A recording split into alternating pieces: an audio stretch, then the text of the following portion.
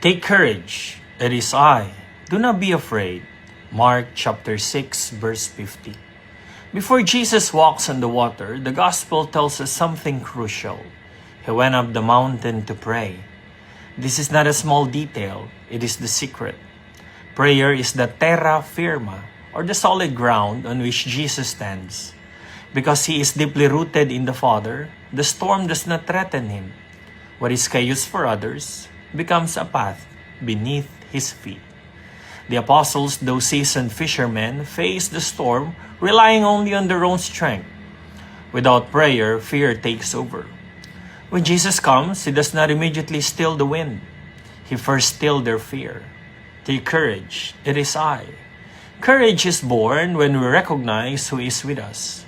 Prayer grounds us in God, and without it, even believers can be paralyzed by fear. Storms will come, but prayer gives us solid ground. With God, we need not be afraid, even in the midst of waves. Let us pray. Father, when the storms of life make us afraid, teach us to return to you in prayer.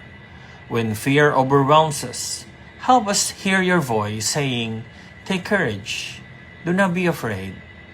We ask this through Christ our Lord. Amen. In the name of the Father, the Son, the Holy Spirit.